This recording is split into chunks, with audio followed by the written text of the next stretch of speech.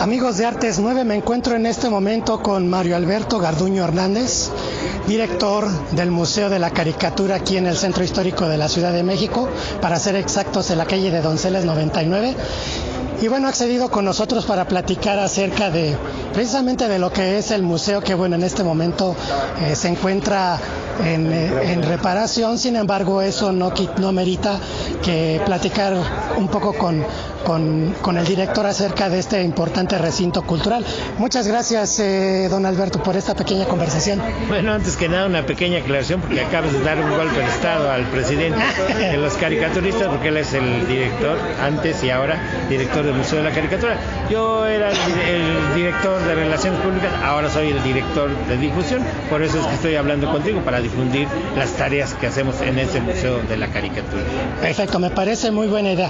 Dígame, el Museo de la Caricatura, ¿por qué es tan importante para nosotros como sociedad?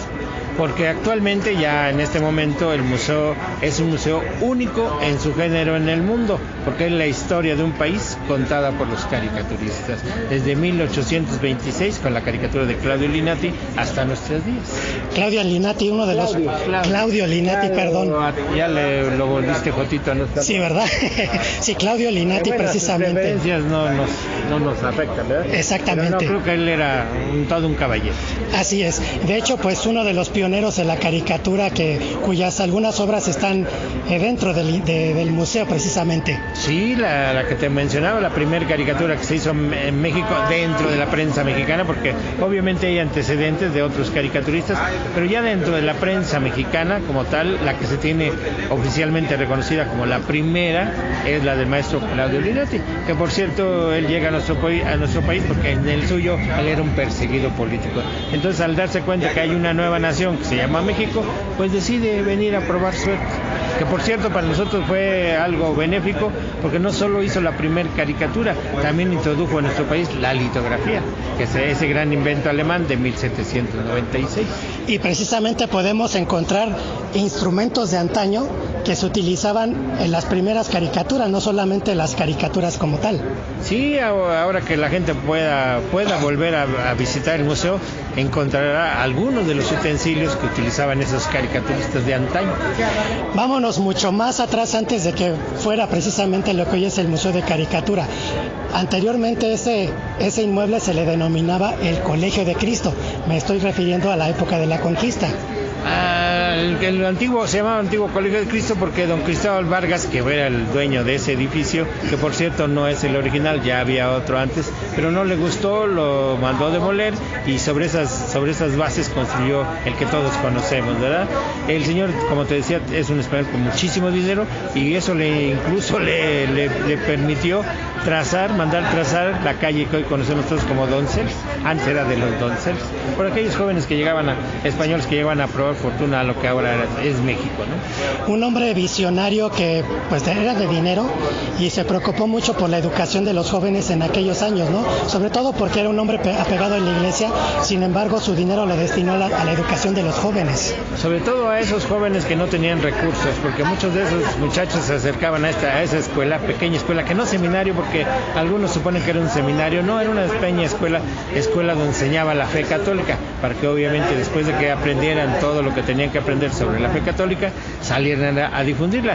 Pero como te decía, era básicamente dirigida a jóvenes de pocos recursos, que obviamente esa beca que les otorgaba esta escuela, pues la destinaban al mantenimiento de sus familias, ¿no? Incluso él, antes de morir, pidió precisamente que su fortuna fuera destinada a la educación de los jóvenes. A eso, precisamente, a la enseñanza de la fe católica, pero no solamente la fe católica, también se les enseñaba algunos artes y oficios para que no solamente sobrevivieran, después de que salían de ahí, pudieran sobrevivir, ¿no? ¿Cómo nació la iniciativa de transformar el Colegio de Cristo al Museo de la Caricatura?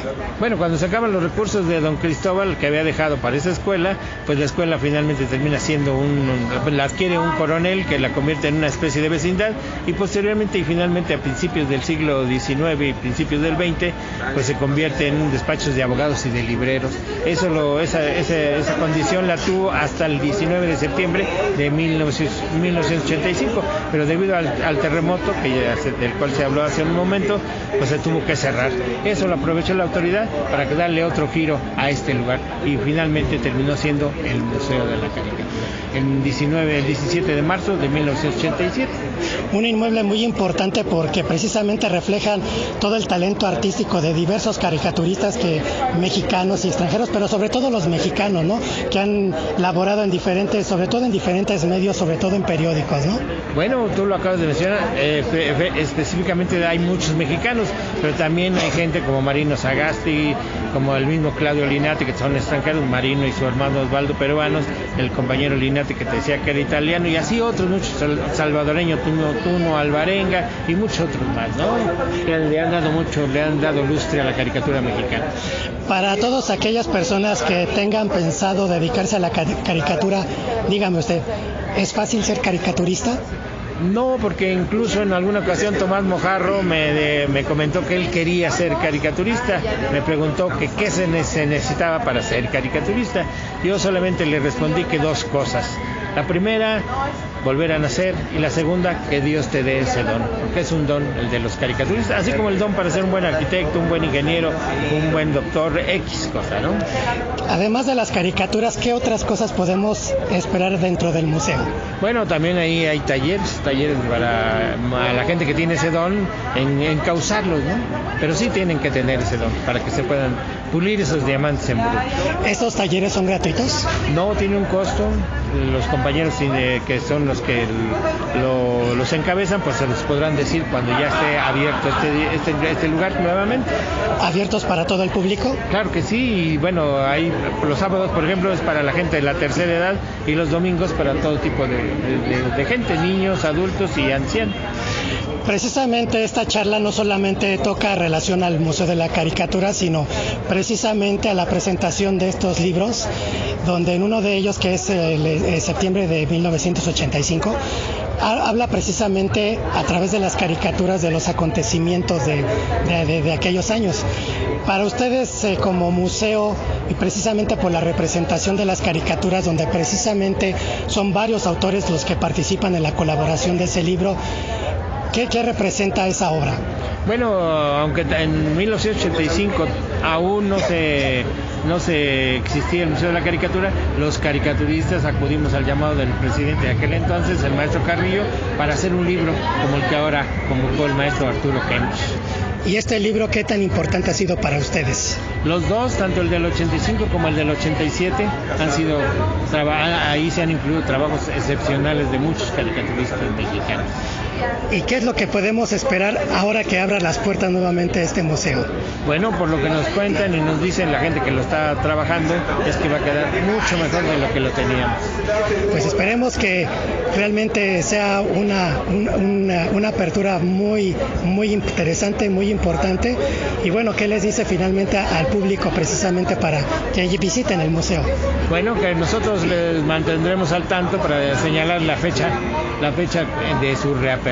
Estaremos ahí pendientes para en cuanto nos diga la gente que lo está rehabilitando, qué día se abre y a qué hora, para invitarles. Perfecto, pues le agradezco mucho esta pequeña conversación y bueno, estaremos al pendiente ahora que reabra nuevamente este espacio arquitectónico muy importante, porque no solamente es en sí el museo, sino la historia que guarda dentro de sus paredes y aparte la obra arquitectónica que representa, porque estamos hablando de una construcción desde tiempos de la conquista. Del siglo XVII se complementan ese edificio majestuoso de una arquitectura excepcional junto con esa historia de casi 200 años de caricatura. Y sobre todo en una calle muy importante como lo es Donceles. Ahora Donceles y antes de los Donceles. Y antes de los Donceles. Y mucho antes de los cordobanes, porque ahí se cobraban los impuestos a los talabarteros, a los curtidores, a gente que trabajaba la piel.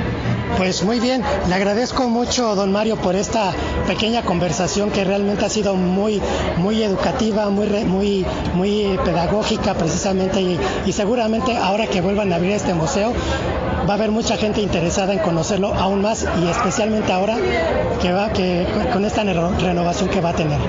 Gracias a ustedes y ojalá que vayan los que ya lo conocen y los que no lo conocen. Perfecto, informó para Artes 9 Héctor Barajas.